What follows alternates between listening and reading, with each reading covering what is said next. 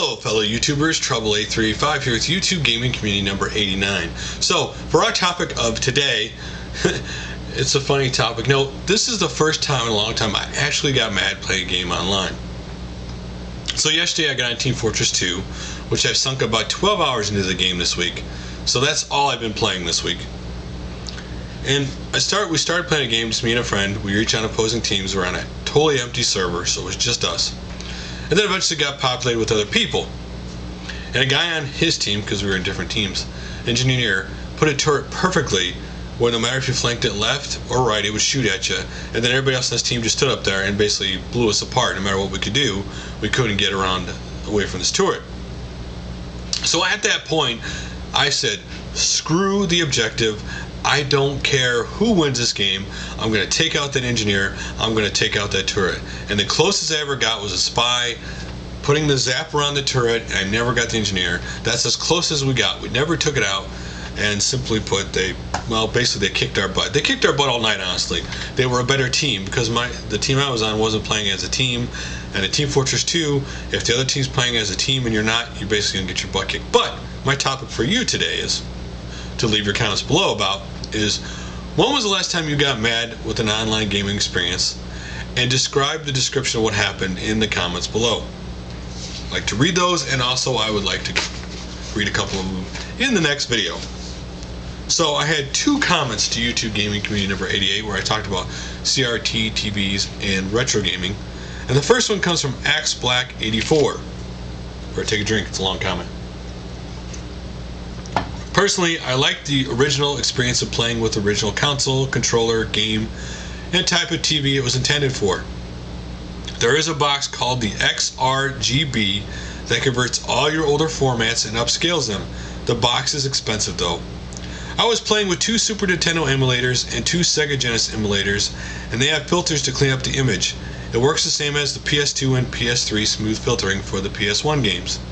But yes, if the emulator does not have some kind of filter to clean up the image, the retro games can look bad. And the truth is, whether people want to admit it or not, there is eventually going to come a time where you're not going to have CRT TVs around anymore. That you're going to have some kind of filtering device to filter the image properly for the older systems. Because when I hook up my older console to my HD TV, you know, it expands the image and it makes them look worse than they should. My second comment is from Atari Leaf. I still have my CRT, but the main reason I still haven't gotten a flat screen LCD TV,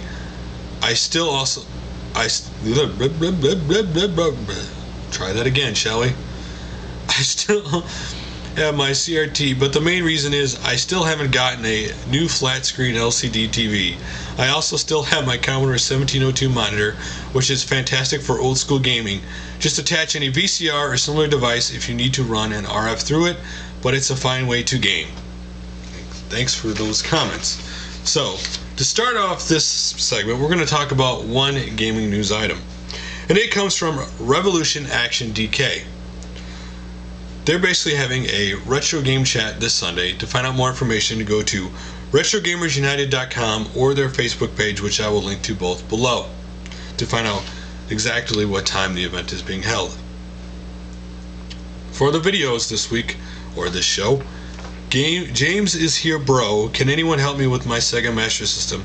He sent me this video and he asked if I knew anybody could help, and I thought the best way to help was simply shout it out in a video, let you guys watch it, and hopefully somebody out there can help him with this problem with this Sega Master System. And good news, JB2K6 is back. He's been off YouTube for a year. He's finally back. He explains what went on for the last year. So if you're interested, check it out and congratulate him for coming back. Next is Gamerslivingroom Episode 1, Part 1 and 2, The Greatest Arcade Adventure Ever.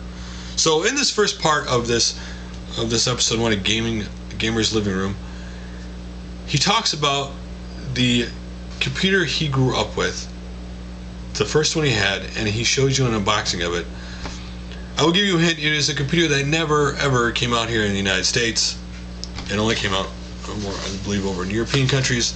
So if you want to know what that is, check that out. In the second video, which I don't have linked here below if you want to go watch that, the second one, it actually shows you some of the games actually on the computer system. Next up is ElleisLeft Elle versus E3. Just like other videos in her series, she draws all the little cartoons and cards that she does, the songs she sings, and shows her experiences through E3. If you want to check it out, it's really cool. Next up, TheGreenMonkeyKing review, PC Engine memory base 128, massive stage storage. I did not know the memory base 128 existed for the PC Engine. This was only, as far as some people know, was only made to work with 18 PC Engine games because the PC Engine just didn't have enough storage for these games, and so they made this. So if you've never seen it or want to know what some of the games are that take this, check out the video. And next up is Jester18128, Zelda and more game finds. She has some really cool game finds.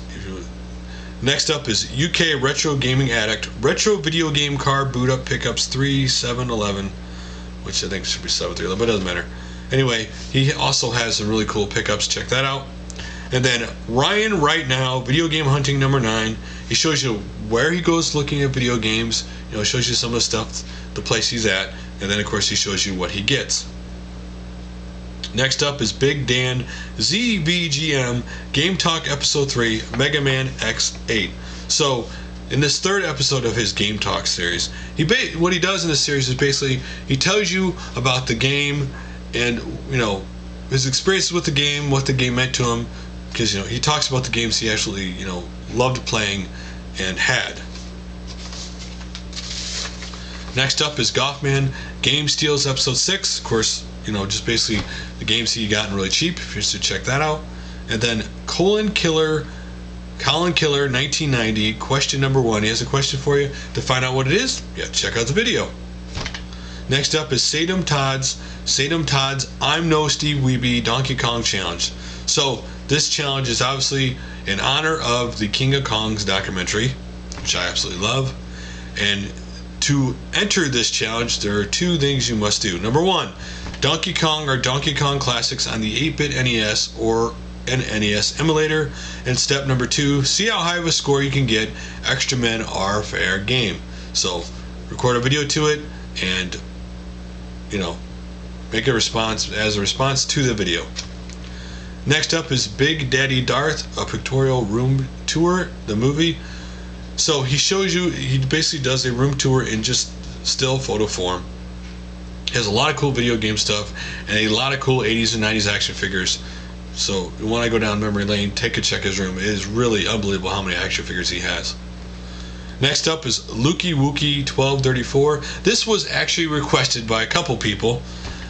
Daisy Dance special. This is just a guy in the game community having fun, playing some music, dancing around. If you want to check it out. Next up is Cod2fan Manly Gaming packages Grubby Hands and Mumbling edition. So in this video, he gets a lot of cool Japanese PS2 games. If you've never seen the cool cover art to those games or those games from over there, check out his video. And then Power Glove Gaming vlog number 1. 100 plus subscribers, a little history, and send in your questions. The deadline for that is July 20th, 2011. And congratulations to him also for getting to 100 subscribers. Next up is Messy Video Game Nerd, more shit I bought, Famicom console and games, the 8-bit Eric show. So if you've never seen the Famicom or just the cool way the cool games look, check out his video. And then Cod, I just know I'm already messing this up. Okadu Bruno, OTAKU Bruno. I can't pronounce. Game Boy and Blu-rays and figures. If you want to check out, he got a Game Boy or check out the cool video game figures he got, that's the video for you. And then Geeker Days, a video game hunting story, Mom Knows Best. He has a cool story about his mom and also some really cool finds, so check that out. And last but not least, Super Gaming Galore, It's Game Time, episode number 2, visiting Fun Depot Arcade. He sent me a message about this because his original channel basically, got copyrighted like a lot of people did on YouTube, to be honest with you, who made video 2 years ago, because back then you could do a lot of things you can't now, and it got copyrighted, and just to be safe, he made this channel. And so it's a really cool video. Check it out. So guys, I will see you guys on Monday for the big channel video game community video. So till then.